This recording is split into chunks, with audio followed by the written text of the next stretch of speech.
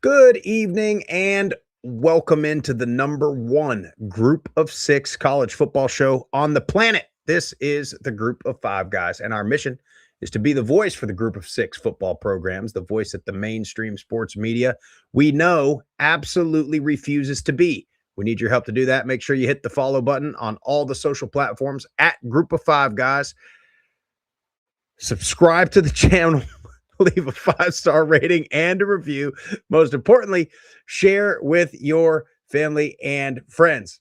On this episode of the Group of Five Guys presented by FanDuel, we're going to talk about my trip to Philadelphia and facilities tour, the football facilities at Temple. Jeff up to the holy land of fake tough guys, Boston, Massachusetts over the weekend. And we're going to talk Sunbelt and MAC FanDuel win totals. Hope you enjoy the show.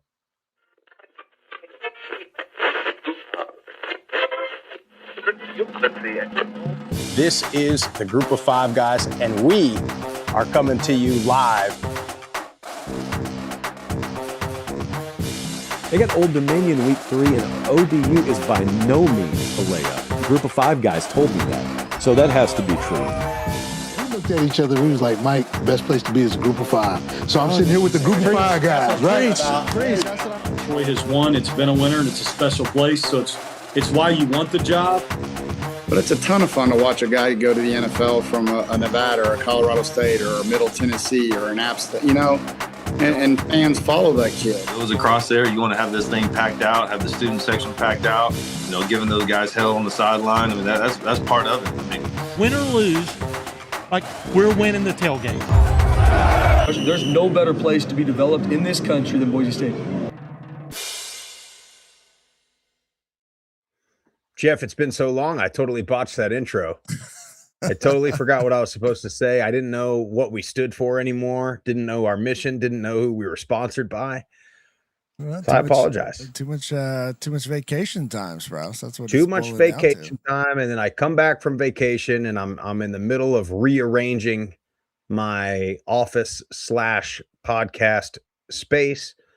Which is why you see a little bit of a different background than I typically have, why you may hear a little bit of an echo. I don't know if you're catching that over the airwaves here, Jeff, but yeah, I'm excited though. I got a nice little space up here. Found a couple of good finds on the marketplace of Facebook. There you go. Which I got this freaking, I don't know what it is, rich mahogany desk. I mean, dude, in my stairs, in my massive home are like, you go up like 3 steps and then you got just a total 90-degree turn and there's walls on either side. So dude, it was a disaster. But the guy that sold it to me was like, me and 2 other guys couldn't get it up the stairs. There's no chance you're getting it up the stairs. Okay.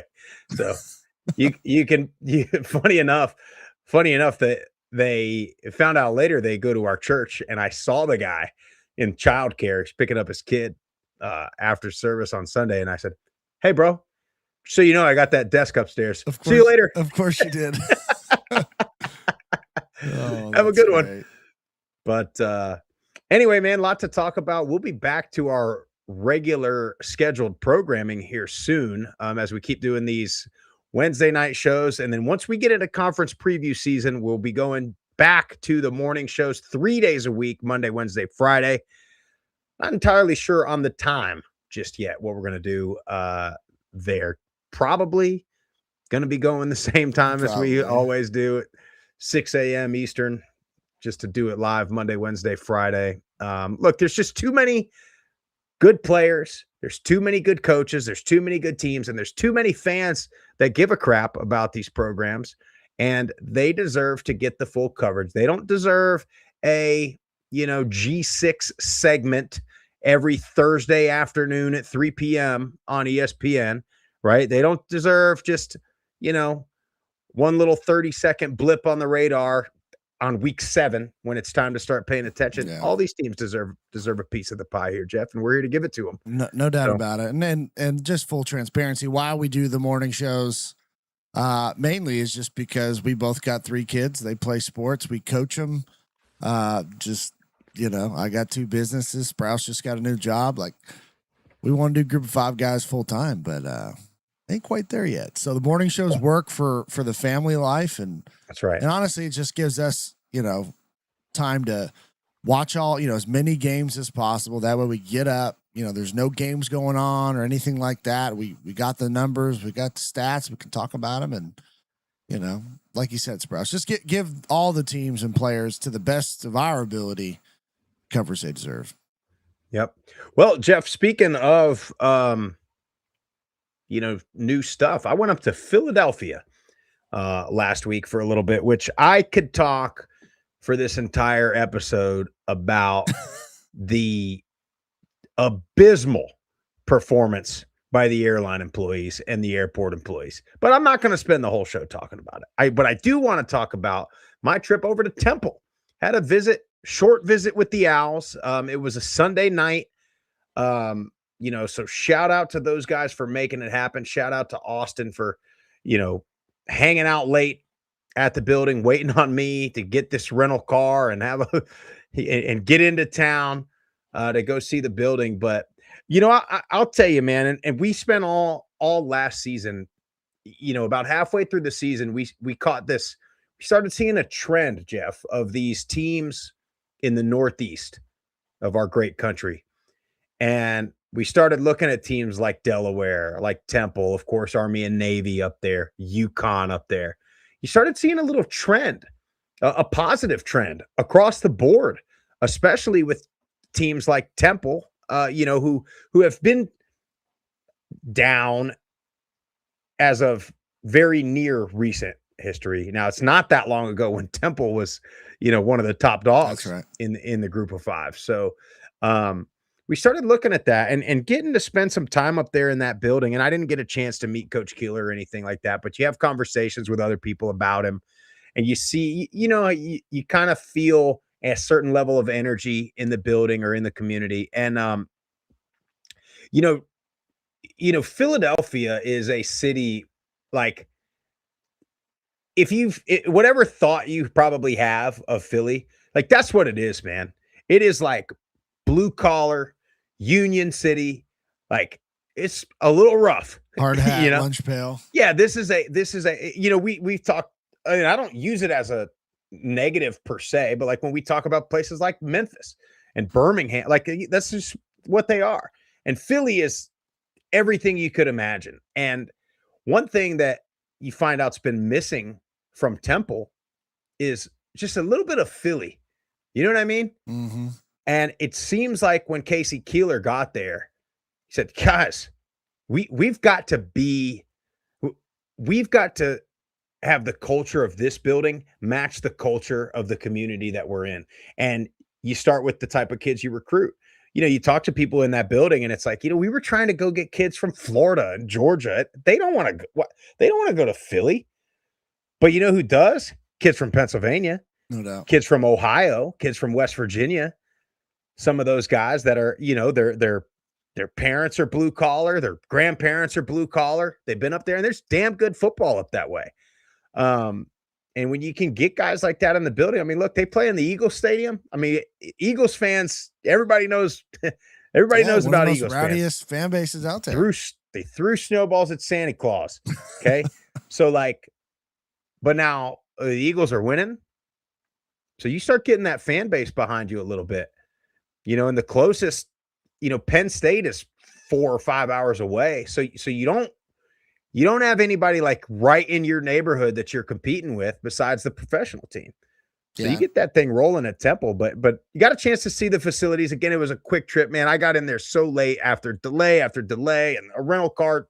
I mean, the whole thing was, it was everything it was every reason I hate traveling that it all happened to me. But I got to Temple, man, and got to see the building a little bit quick.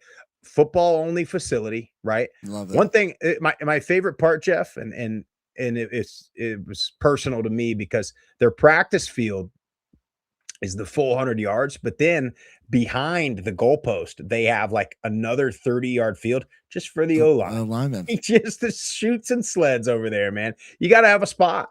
You got to have a spot for them while you guys are playing around, playing two-hand touch and flag football and stuff. You got to have a spot to work, to practice.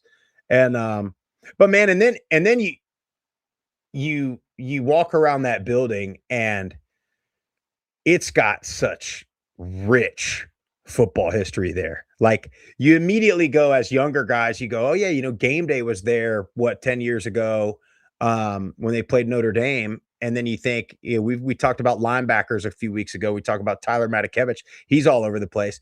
But then dude, Hassan Reddick, Deion Dawkins, you go all the way back. Joe Klecko's a Temple guy. Pop Warner, the damn inventor of youth football, is a Temple guy.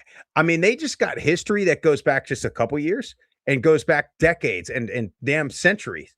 And so there's just so much history in that building. And you get this feeling there that they're sniffing it a little bit.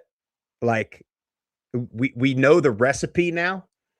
We just got to put it together. And for Temple, this is obviously, they don't think this way in the building, but you just look at the rest of the American Conference and you think, where do you fit in to get at that top tier of this conference? And that's the part that they've got to figure out. Well, I think you kind of hit an important point of them trying to recruit, more Philly guys, or that kind of status of player that has grit about him, because that city has it. You know what I mean? And when you tend to recruit locally, and I say locally, not just like immediate locally, but regional, right? You're going to get more fans, more family members from those guys coming down to Philly. Like, you got to engage that Philadelphia fan base a little bit more. And I feel like Keeler understands that. And the way they played since he's been there too, it is a more physical brand of football. Mm-hmm. Like, he took what he was building in Sam Houston, and it felt like immediately you saw just a shot of adrenaline into that program, the way the kids played for him. So I'm excited to see what they can continue to do with it. But like you said, the American is just there's so many good teams, even with the departures of all the good players and coaches. You're right. That we had a year ago. You're right. I mean, we'll get into the American Conference here probably in a couple weeks, but I'm looking at it now, and I think you could make an argument for half of the conference to win it. Yeah. Not just to be competitive. I mean, you can make an argument for 6 or 7, maybe 8 teams to win the whole thing. But had I known too, Jeff, because I got delayed or I got canceled trying to get back home. Had I been aware, Delaware's like 45 minutes down the road from just looking at a map and stuff. So had I kept the rental car, I might have taken my talents. I might have made a whole northeastern trip, Jeff. And you know me, dude, I love the Northeast in the summertime. No doubt. I hate it in the wintertime. But you spent some time in the Northeast this weekend too, Jeff. I did. We kind of did a last, family quick vacation up to Boston. Sonny Gray is a family friend of ours, and got to go up and see him pitch on Saturday, and just talk about one of the most iconic venues to watch a ball game. I mean, Fenway Park is incredible. It's just smack dab in this neighborhood. Like, we could walk from our hotel. We took the train to the harbor, got great seafood. Like, it was a great trip. My middle son, Nico, he turned 9. So it's a birthday present to him as well. So I know we were there at like the ideal time of year for weather, but it was just perfect. It was like 70 degrees, no humidity, just outstanding. If you ever get a chance to go up to Boston, and if you're a baseball fan, you got to go catch Fenway. It's one of the last like meccas of baseball, I feel like, left. So definitely do yourself a favor. And I looked to see how far, UMass was and even UConn, but we didn't have a rental. We Ubered and trained everywhere. So unfortunately I couldn't step away.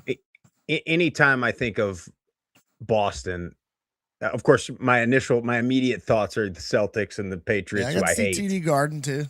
Who I hate more than anything, but I do think of like the Ben Affleck movies and the good. Town, all those movies, and you think of, all the scenes from Fenway or from those neighborhoods, and man, you sent me a few pictures, pretty cool, and you're right, it's like one of the last, from a professional standpoint, of like stadiums that are just still in the neighborhood, like everything's moving out of the city and into big properties, and which is fine. Like, I totally understand why you do stuff like that.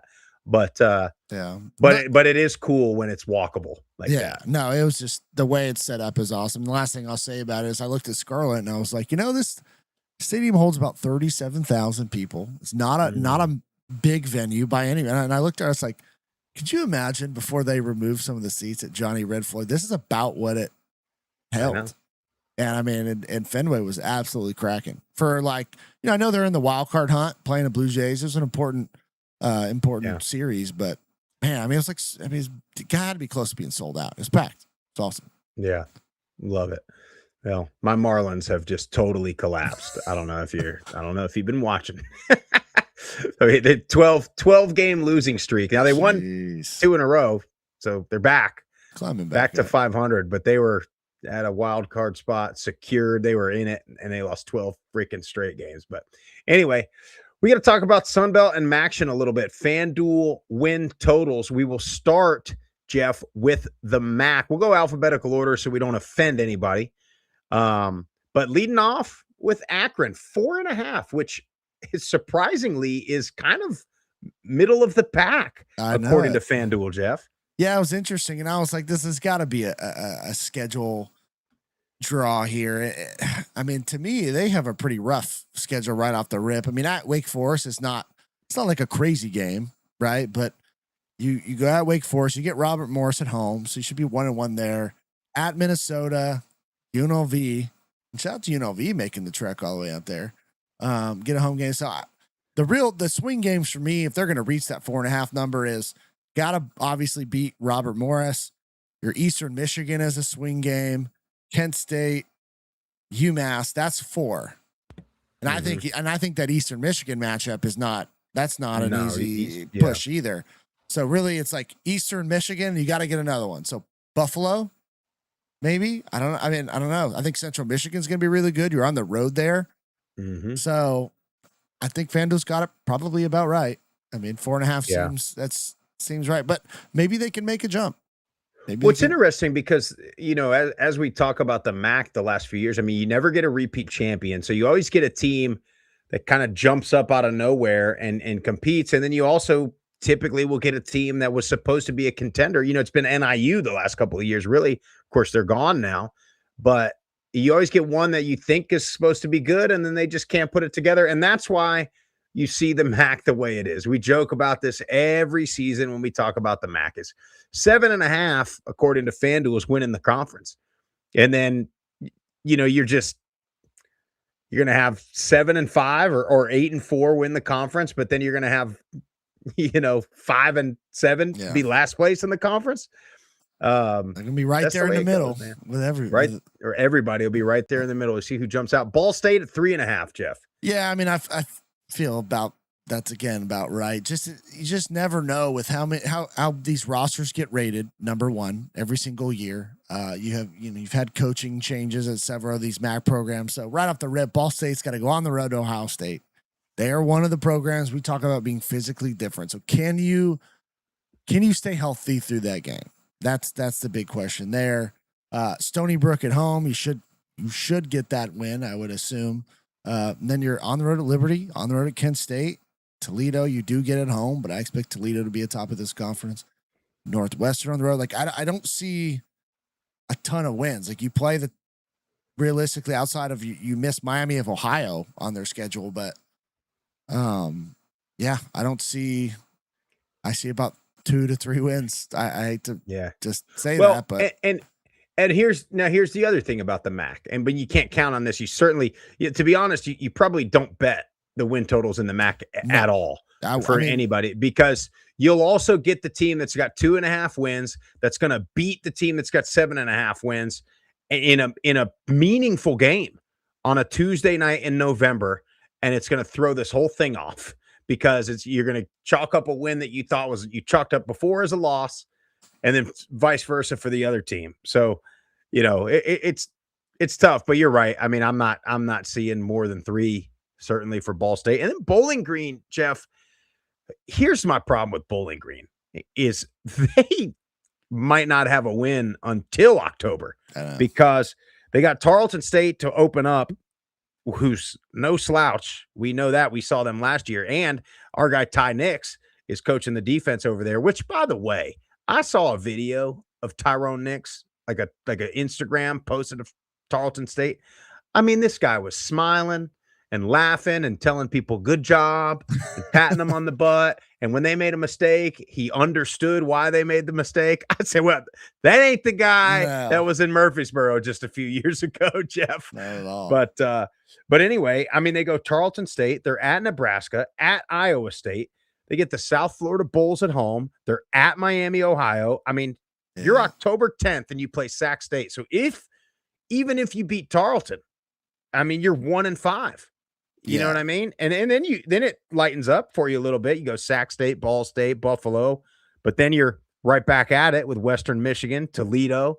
I mean, 4.5 is, I mean, they got to win all their swings, I feel like. Yeah, I mean, I agree with you. And my biggest question again is, can you stay healthy through all that first really 5 games? Like, can you stay healthy and have your top guys ready to go when you really get into the meat of at Miami, Sac State, Ball State, Buffalo? Because you're gonna have to rip all, you're gonna have to beat all 3: Sac State, Ball State, and Buffalo if you want to get to that 4.5 number, in my opinion.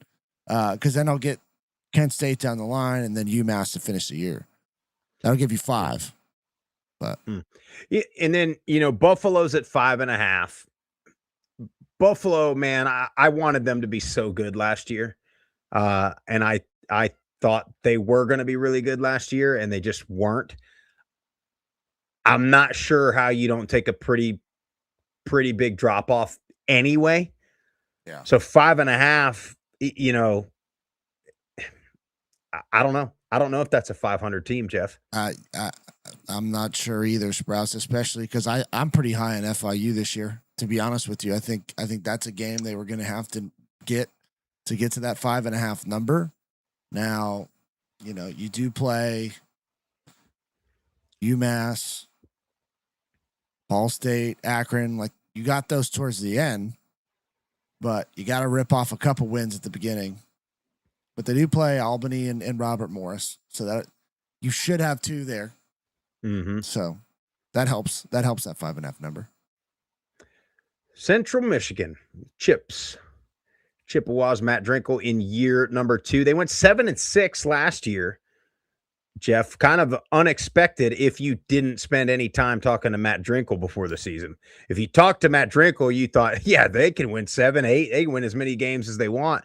And you knew they were going to play that way.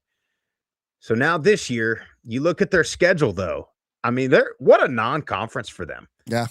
Opening up at New Mexico, who a lot of people, more than you would think, have New Mexico making a run at this quote-unquote group of 6 spot with Jason Eck over there. And, if they're half as good as they were last year, New Mexico is going to be really damn good, and I think they will be. So that'll be tough. You'll beat Colgate. Wyoming, I think, is one of the ones that could go either way that they've got to get if they want to hit 7 wins again. Agreed. You're probably not beating the Hurricanes. You're beating Akron. So give me Colgate. This is what I'll tell you, Jeff. This is how I'm looking at Central Michigan. Because I'm buying at over 6.5. They got a better quarterback play. I'll say that. I think I agree. You get Colgate, you'll get Akron. I think you're going to beat Ohio. You're going to beat Eastern Michigan. You're going to beat Sacramento State. You're going to beat Buffalo. You're going to beat Ball State. They're 7. So, I mean, this to me is like a 9-win club. It could be. I agree. If we can get some type of consistent pass game with Central Michigan, I agree. I think they have a chance to win the MAC, and they could be a 9-win team. Now, if they just play their physical, run, pound it brand of football, I could see the 7.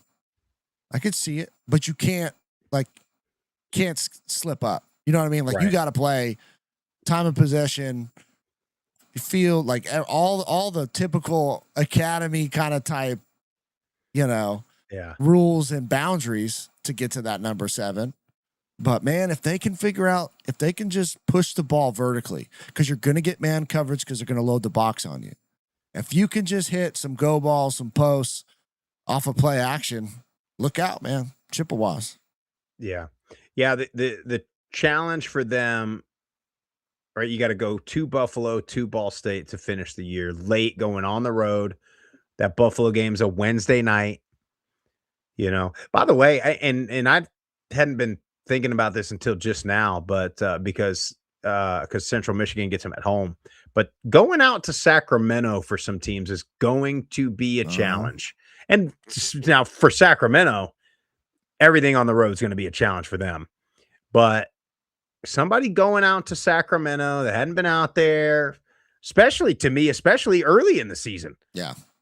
But Eastern Michigan's at 5.5.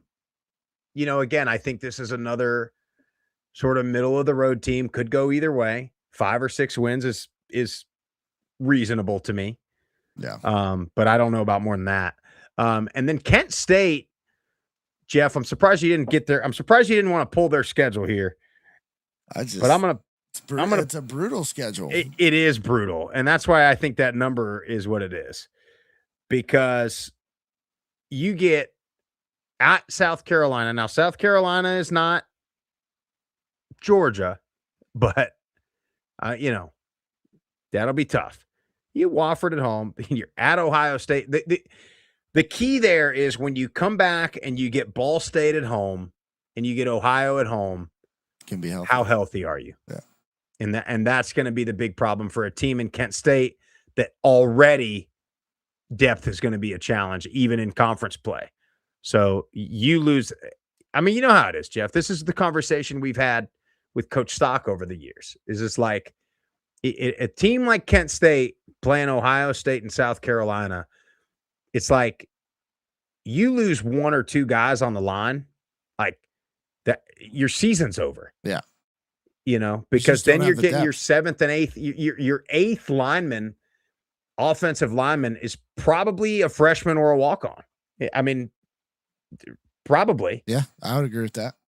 And especially now in this day and age of the portal, like they've just any depth that they would have had or young guys that were on the come up, like they have probably jumped ship, or those are the guys that are starting now because your starters left. So now you're backfilling with young, inexperienced guys. So if your guard and tackle go down or center goes down, and now you got to shift your right guard to center, and then you got to bring the guy in at guard. Like it's tough, man. It is.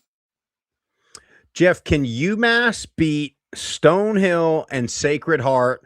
Can UMass start the season 3-1? Because if they can't, they ain't getting the over on this. Yeah, I agree. And you look at that 2.5, and it's like, man, they could get 3. Can they get 3 out of that? But you don't know. You're not like, I'm not confident they beat Sacred Heart. So then what? And if you didn't play it, to be honest, if you didn't play them 3 weeks in a row, like I'd be more confident in it because, you're going to have to go on a 3-game win streak. And if you're UMass, like when's the last 3-game win streak UMass has been on? Been a while. So anyway, by the way, Jeff, we're talking about Kent State and depth and stuff. I will say this, and I feel like it's especially in the MAC, and I'm not sure why. I'm not sure a rhyme or reason, or maybe the stats would say otherwise, but it's anecdotal for me. Is there's a lot of star power that stayed in the MAC. Yeah, that I think had to have. You were talking to Kent State. They probably got the best punt kick return guy in the land, the realest Clark. I mean, Western Michigan's got guys. Jalen Buckley's still running around. I mean, this guy's been there and been good for 3 or 4 years. Brock Lowry, like I'm actually shocked as I go through some of these rosters, and I kind of have this like proud dad moment. Like, well, how about that? No doubt. Like these guys, they got a lot. They got some of these schools. You got 6 or 7 returning starters, and you're like, you know what, man? Good for you. It's a great place to go to school, man. Anyway, dude, all these places. You know what I mean? Like when you're looking football, of course, like it's great, especially you look at a place like Miami. But I mean, my God, you go up there for a weekend. I mean, Now you can't leave. But speaking of Miami, they're at 7.5, one of the favorites in the whole thing. Their non-conference is one of the ones that I really like. You know, when we always talk about it's good, but it's not like unmanageable. Nobody on there. I mean, Pitt might be pretty good. A lot of people are high on Pitt this year. Yeah, and they're typically a pretty physical team. But again, it's not Ohio State. In the ACC, like it's not Miami, and it's not, I don't know how Clemson's going to be. But and then Cincinnati, you know, that's your rivalry game. You beat them a couple years ago. UConn is a great non-conference matchup for Miami. Like I love that game. I love those games more than anything. Like I freaking love Memphis playing Boise, Memphis playing UNLV, Miami playing UConn. Like two good programs, good teams, like kind of decent branding for resume purposes. How is UConn going to be this year? You know, with the new coaching staff. Yeah. I mean, if that guy can find a way to have a bunch of NFL defensive backs like he's had at Toledo over the last several years, like, you know. Well, talking about that number right there. I mean, that's, to me, UConn is a big game for them to reach that number. I agree. So, you know, but there's one thing I'm not going to do is doubt Chuck Martin, because his teams are always stout defensively. They're going to be able to run the ball. It's just the quarterback question. You know, can you have a guy that's efficient in the pass game? But, you know, you don't play Toledo. So that's a win. You know, as far as your schedule draw, I mean, you get several teams that are preseason ranked towards the bottom of this conference. So I think they get a pretty favorable draw. And then you mentioned the non-conference manageable slate. Yeah. Now, if they do what they typically do, or like what a typical Miami team does, they'll start the season 1-3. Yeah. And then they'll go on a 1, 2, 3, 4, 5, 6, 7 game winning streak. And they'll be 8-3 playing in an absolute banger on a Tuesday night before Thanksgiving at Western Michigan, which they're at 7.5. I mean, right? Like, and that's what that's what they'll do. They'll be so bad in the non-conference, and then they get into conference play, and it's just they're locked in. They're fine. We got to get Chuck Martin, and maybe he's got a strategy there. Maybe he's one of the like non-conference. It's like, dude, we're just gonna play hard, but like we're not gonna put all our eggs in this basket and try to beat Pitt because it doesn't matter, really. Yeah, I mean they went toe to toe with Cincinnati and beat them a few years back. Well, yeah, I mean that's a rivalry game. You got to go try to win that. No game, doubt, for sure. But yeah, that's interesting. That at Western Michigan that's a great one. Last game of the year.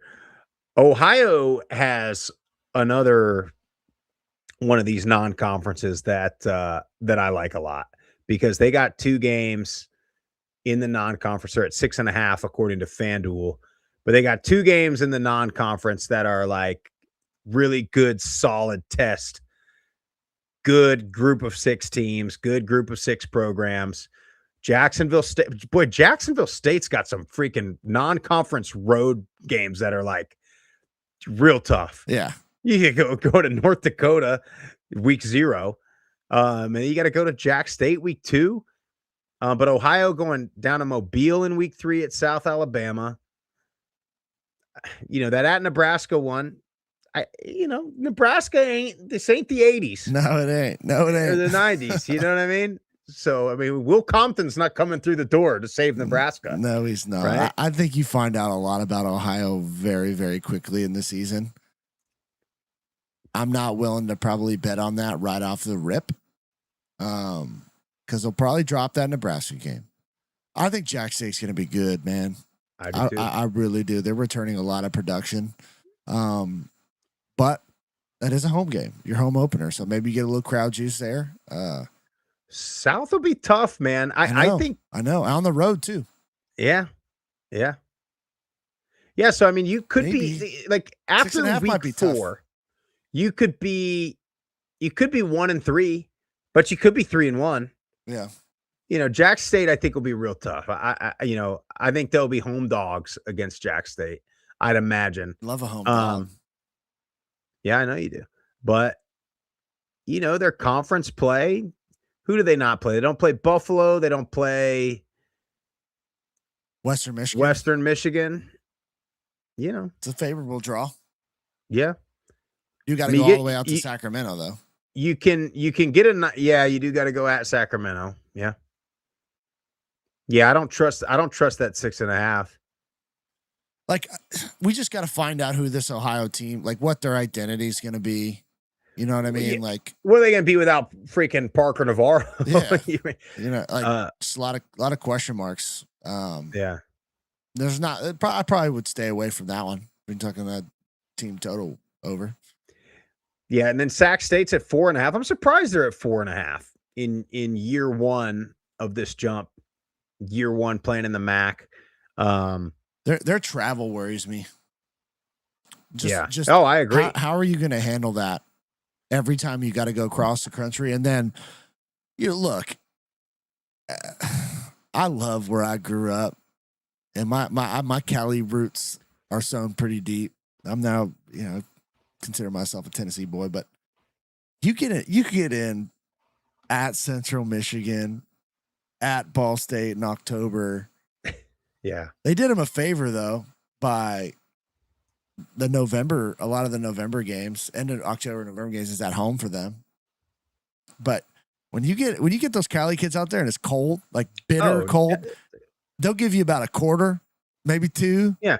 And if that game is just being at honest. that point in the game, all they're wanting to do is just like, let's just get to the locker room. Don't care. Like, I mean, I'm not afraid to admit it. Like, that's how the Florida guys are too. It's just like, dude, this is so miserable. All I want to do is get on the bus and get out of here. Anyway, let's look at Toledo real quick. Toledo, we'll be talking to their head coach, by the way, Mike Jacobs, here this week. I don't know when we'll drop the interview, but we're talking to him this week. Their schedule, man, they got pretty good. Yeah, they got a tough schedule. Pretty tough. Especially their non-conference. Yeah. Now they get both Temple and San Diego State at home, which is nice. You're at Michigan State.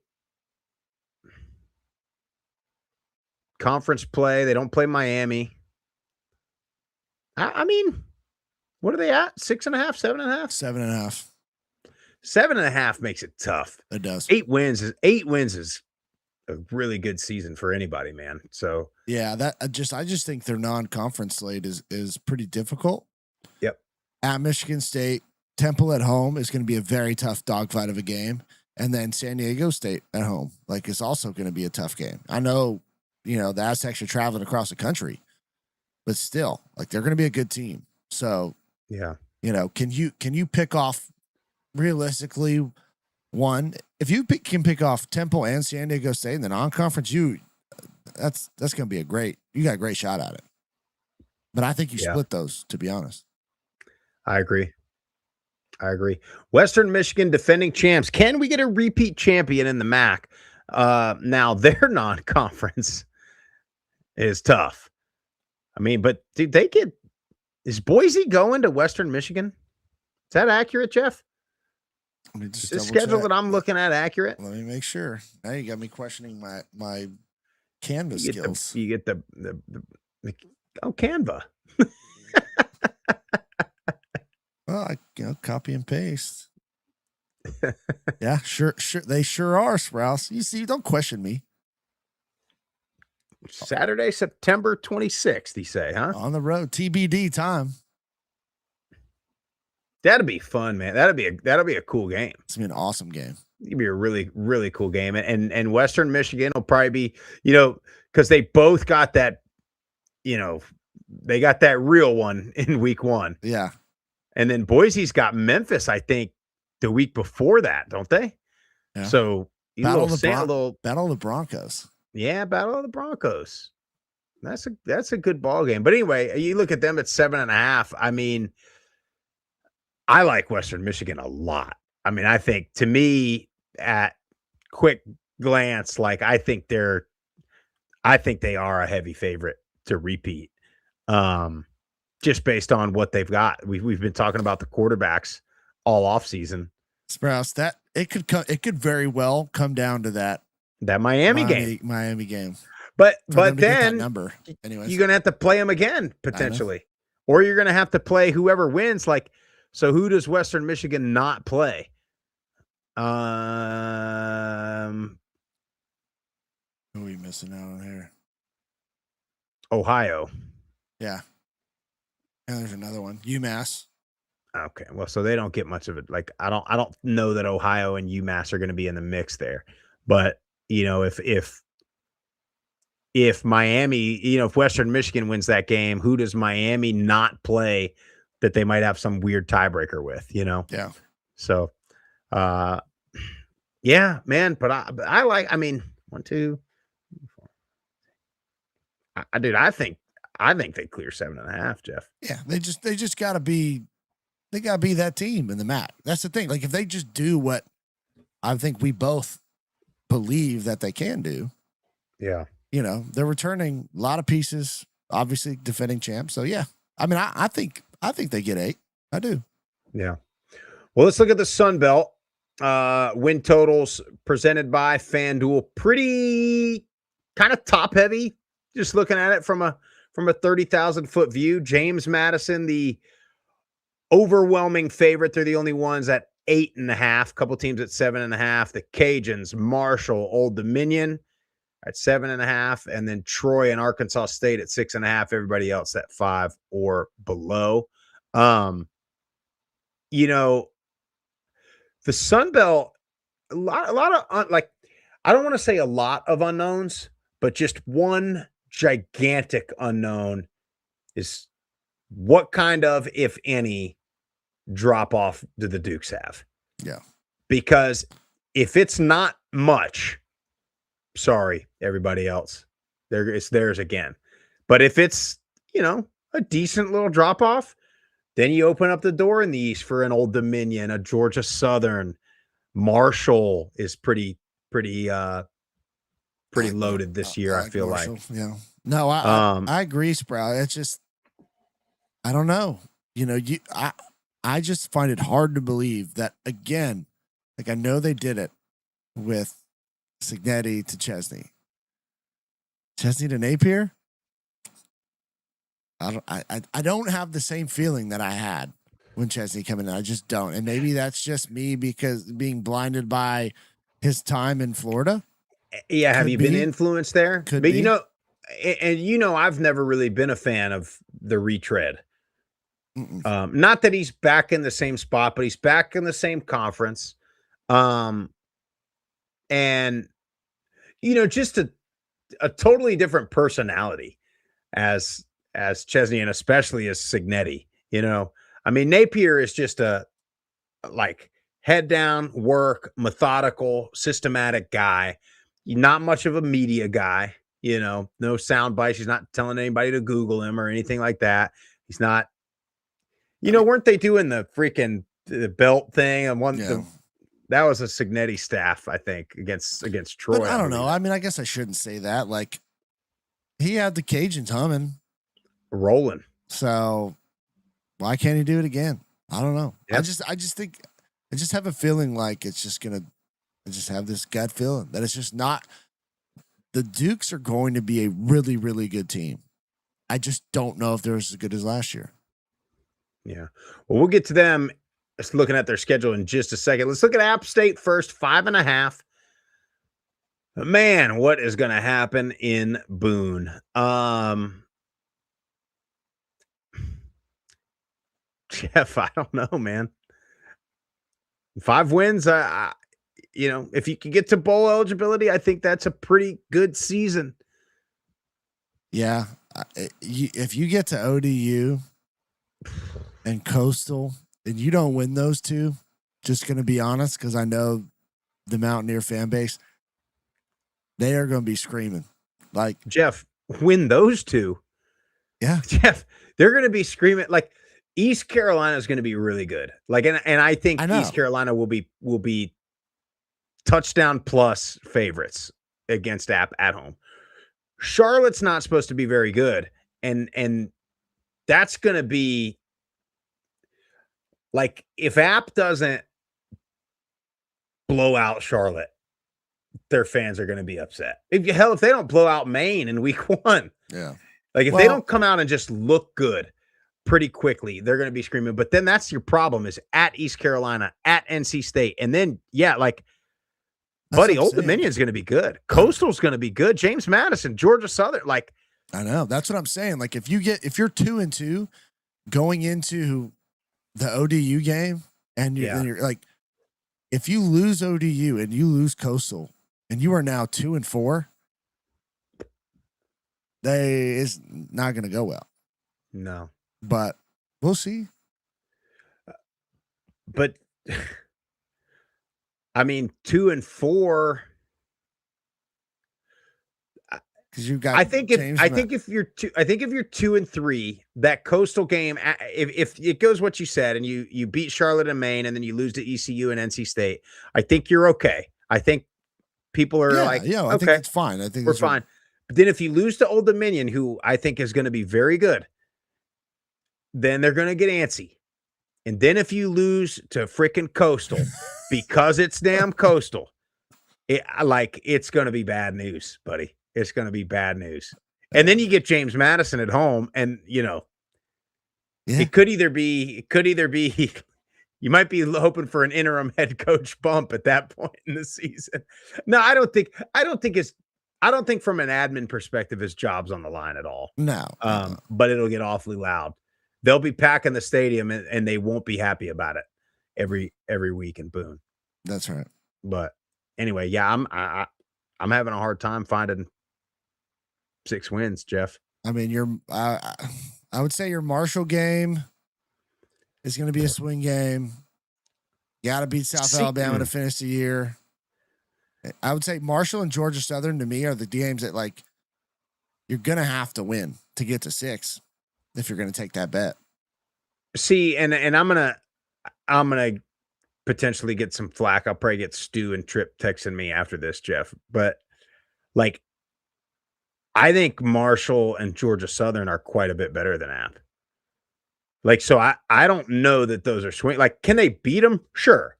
But like, I'm not looking at those as 50-50 games.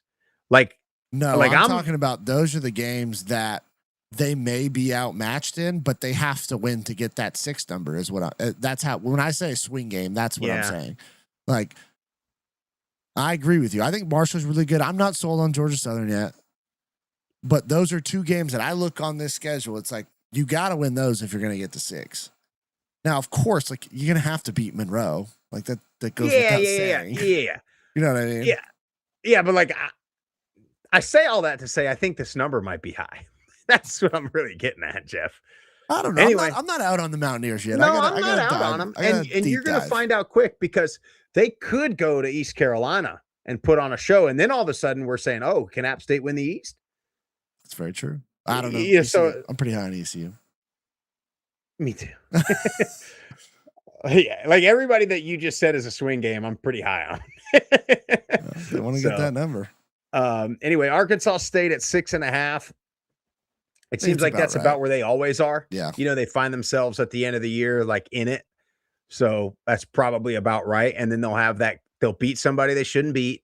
And then they'll have one chance to make the conference championship. And it'll be like the last game of the year. I don't know.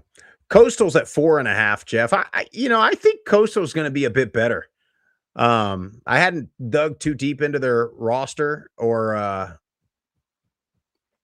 their schedule, but I think they're going to be quite a bit better.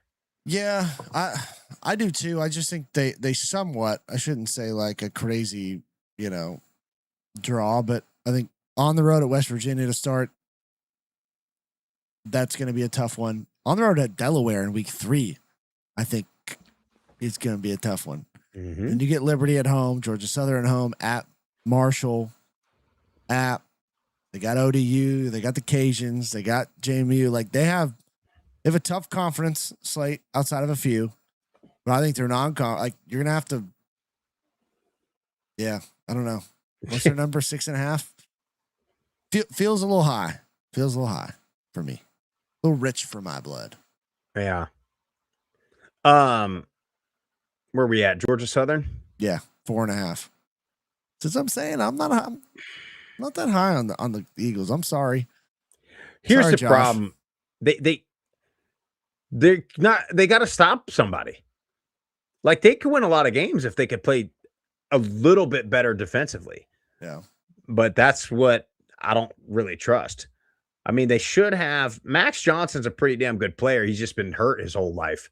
So can he last the whole season? I don't know. They got some weapons defensively. I don't trust it. I'm trying to pull up their schedule real quick. I mean, their problem is week 2, week 1, Charleston Southern, you win that, but you're at Clemson, at Jack State, Houston at home. Yeah. It's a tough 3-week stretch where you're going to get probably a bit beat up, if I had to guess. Yeah. No, I'm right there with you. Georgia State, 3.5. How about Georgia Southern and Georgia State only being 1 win apart, according to FanDuel and the guys over in Las Vegas? Josh Bevel's not going to like that. No, he's not going to like it. But, Georgia State. Maybe this is Dell McGee's year. It might be Dell McGee's year. I mean, they gotta be looking down the road at Kennesaw thinking, like, how do we emulate that? Yeah. So, but 3.5. I mean, I don't trust it at all. You look at the Dukes, 8.5. I mean,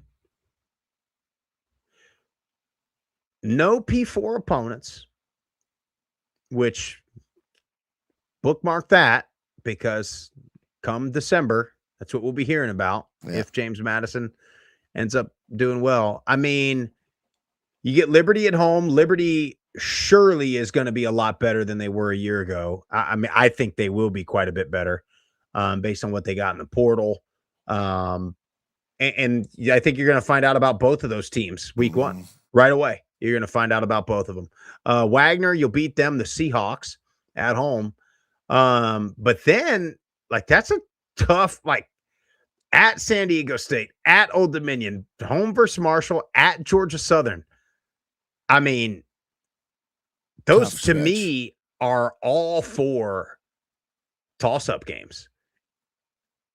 I mean, you'll be favored probably in 3 of the 4. San Diego State, I don't know yet. A lot of people are high on San Diego State. But man, what a way to open conference play. Yeah, for me, it's a tough draw. And like you said, like we're going to find out in that Liberty game, but you're going to find out in San Diego State that stretch you just mentioned. Because if the Dukes are not reminiscent of what they've been the last couple of years, I tell you what, the Sunbelt has some fan bases that's going to let you know real quick about what they think about what the product is on the field. And the Duke fan base is one of them. If you drop a couple in that first 6 games, I mean, standard is high, buddy, in Harrisonburg. So, and that's what I'm saying. Like 8.5, their schedule looks great based off of the perception of what they've been the last couple of years. Exactly. But to me, like, that's a little high just because, again, so many unknowns. Schematically, like, Chesney was great and their coaching staff was great at, like, engineering mismatches and doing kind of some wonky things offensively with formations that I love to watch. Like, that wasn't Napier's deal when he was at Louisiana. So, I'm interested to see what his offensive scheme is going to look like. Is it going to look like kind of what you saw at Florida? An extended version of what you saw when he was with at Louisiana? I don't know. So we'll see. Well, Jeff, and the tough part for them is like, okay, then you get Georgia State at home, but then, at that point in the season, how's App State? But you're on the road in Boone, and then you're playing Troy on a Thursday night. Then you're at Southern Miss, UConn, Coastal. Like, they don't really ever get a chance to take a deep breath. Interesting, they got a bye week the last like in between UConn and Coastal, right there. Yeah, that is interesting. Speaking of Louisiana, the Cajuns are at 7.5, one of the favorite picks in the West. Here's the thing. I like their non-conference. Mm-hmm. I mean, USC will be tough, but Lamar, UAB, Charlotte, I think you're 3-1 to start the season. And then in conference play,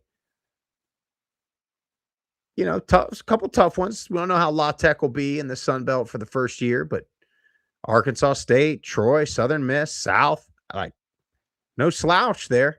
Yeah, I don't know. I was high on the Cajuns last year, and they kind of let me down a little bit. Players just I thought were going to be good, end up not really showing up. Kind of a couple got hurt, but I like this 7.5 number. Lunch Winfield is a dynamic player, and we've talked about it the last couple weeks. If you got a quarterback in the group of 6, I mean, this is all college football. I shouldn't even just narrow it down to that. Like, if you got a playmaker at the quarterback position, you're going to win games. You're going to win games that you probably shouldn't win. Mm-hmm. And they got one. Now, can he stay healthy? That's the key. Can he be efficient and improve his ability to throw the ball and not just rely on his legs? Like, all valid question marks, but I think they're going to be able to do it. And I love the way their schedule sets up. So I like the 7.5. I do Jeff. too. I do too. And I know. Well, that we were talking about the MAC. We said stay away. I mean, I like this quite a bit, actually. Yeah, I do too. Because again, it's the way the schedule sets up. Because, like, I would say almost certain you're going to be 3-1. I think they'll be favored against Arkansas State. They'll be favored against La Tech. So, like, you're probably 5-1.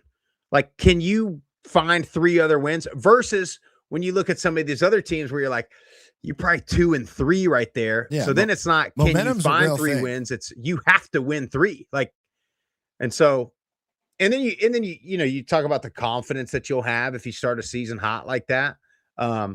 Anyway, La Tech year 1 in the Sun Belt, 5.5. I just don't know how La Tech is going to be, and I'm not sure, like,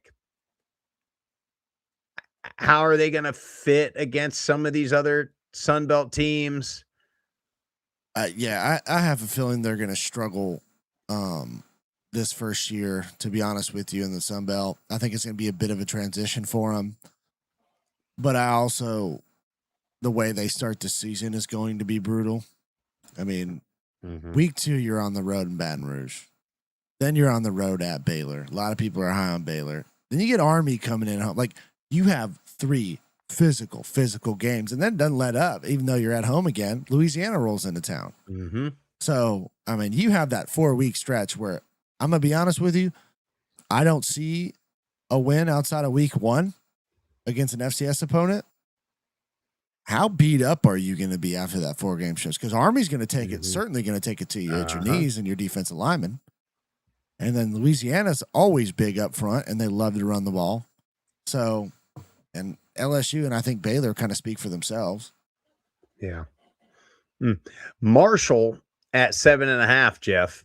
I mean, you wouldn't talk about a non-conference gauntlet.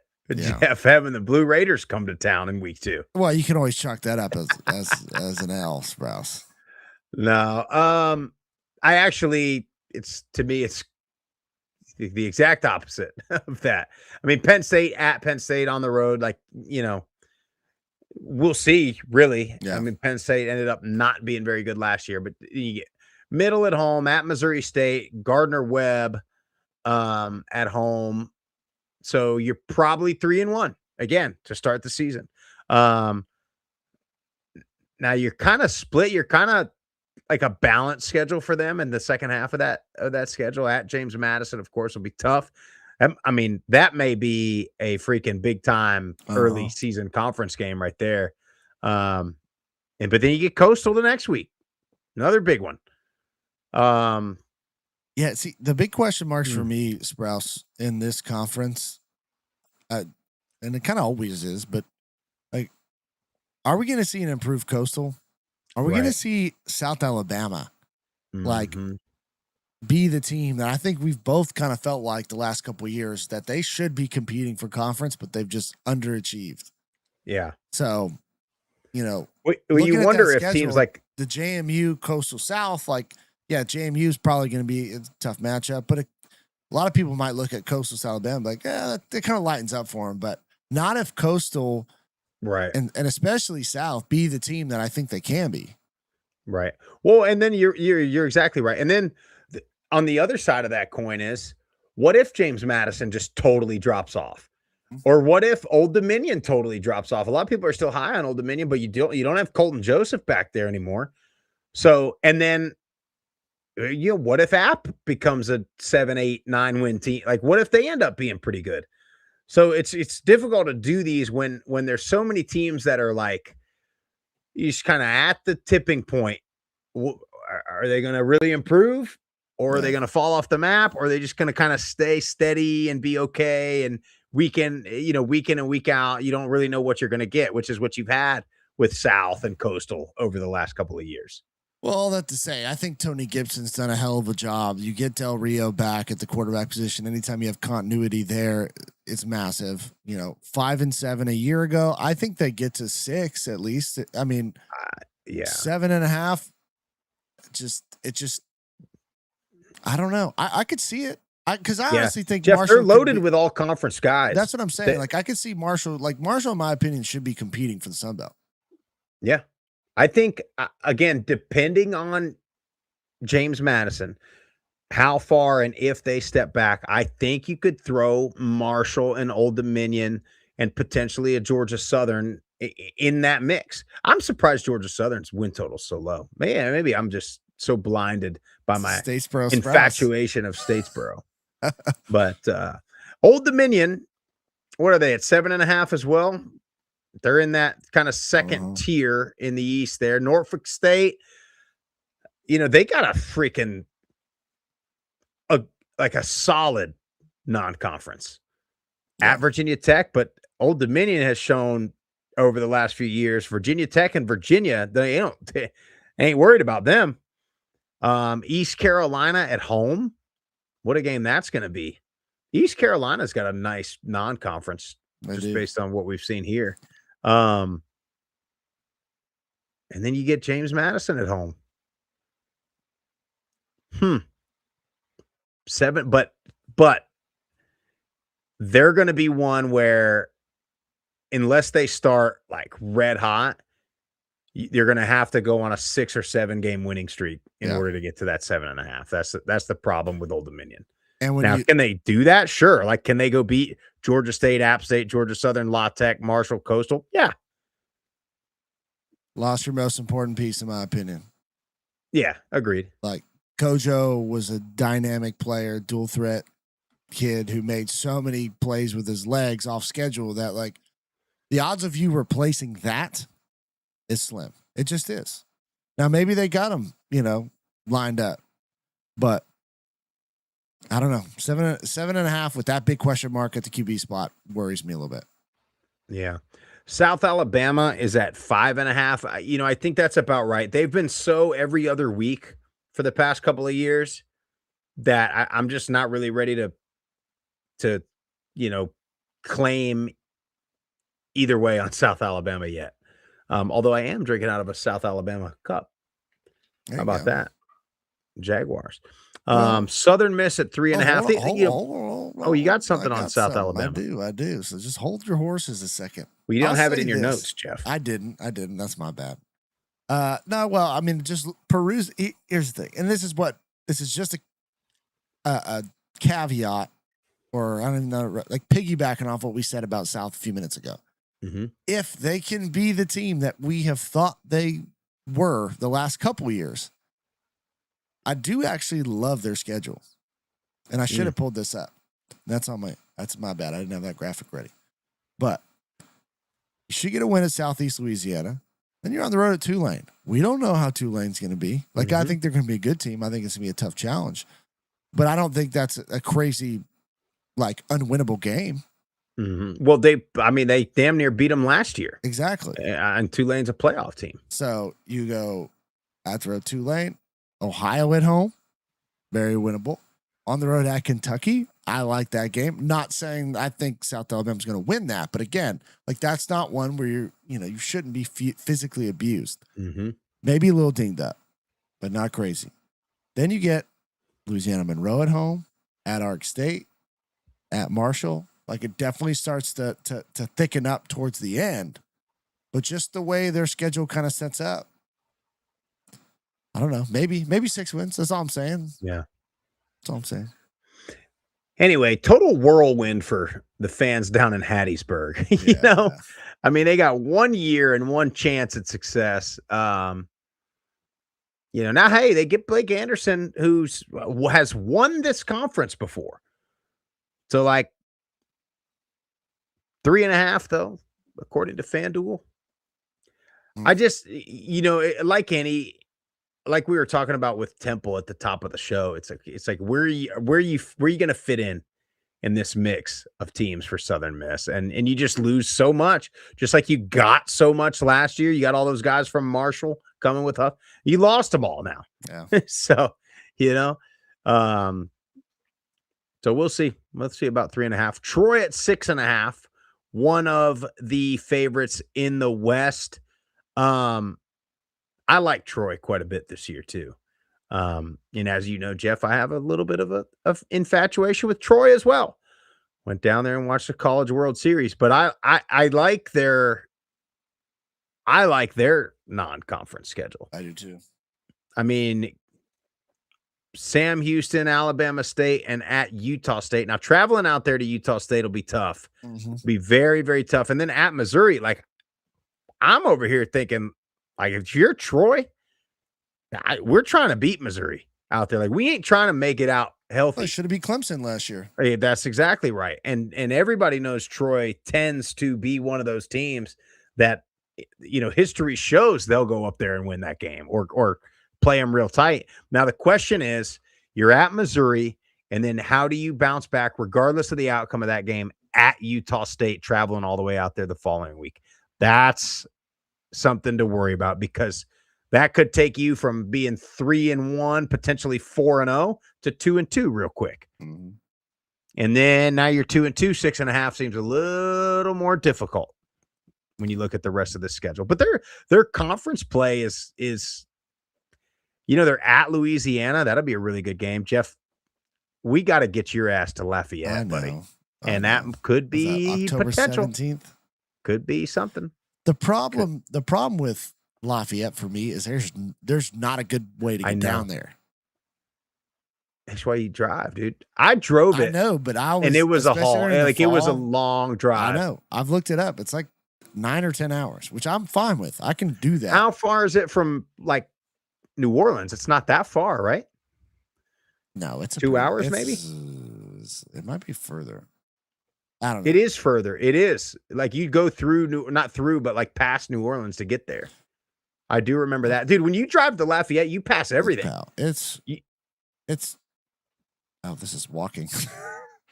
How long? It's at least. Hey, well, how long is that? 12 Mark days. that down. Mark it. How far it is to walk from Harris to Lafayette. No, I was talking about from my house. My house to Lafayette is 9 hours and 40 minutes. You're going to stop twice. I mean, it's about an 11-hour drive. And in the fall, I coach flag football on Sunday morning, so I got to get my ass back.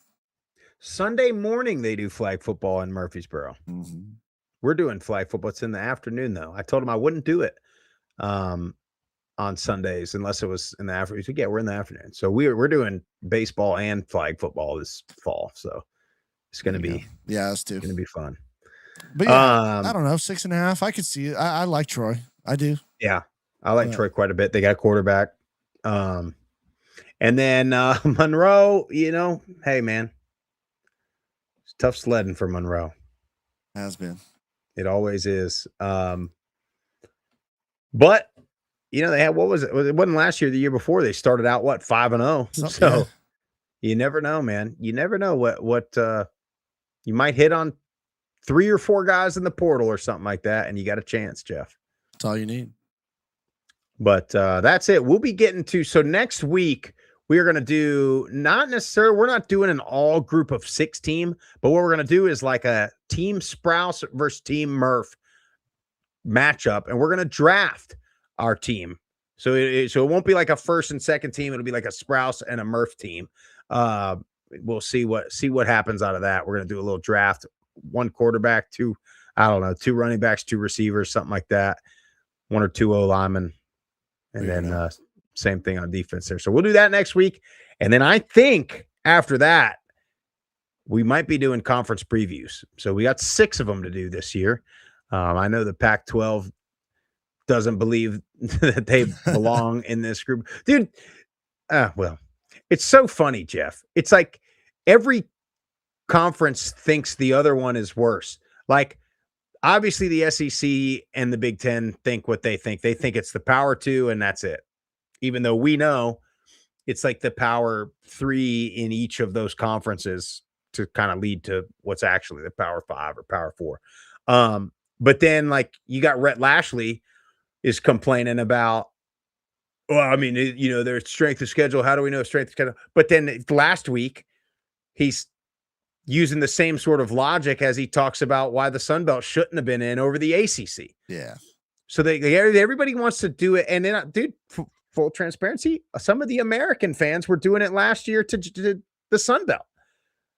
And so you can't on one hand, complain about the SEC doing it to everybody, but then to whatever conference is perceived to be below your conference, you can't use the same logic that the SEC uses. That's right. Because otherwise, you could look at Greg Sankey and all these people and Feinbaum and be like, sounds like you're right, according to everybody else's logic. But anyway, but yeah, like then you got Rhett Lashley doing that, and everybody does that crap. And again, it's like, dude, go win your conference and win the games on your schedule, and you'll be just fine. That's all you got to do. It's for everybody. But hey, if you like the show, we certainly appreciate you watching and listening. Make sure you follow us on all the social platforms at Group of 5 Guys. Go to YouTube, Apple Podcasts, Spotify, the Believe Network, wherever you get your best podcast. Subscribe to the channel, leave a 5-star rating and a review. Tell your family and friends to listen to the show.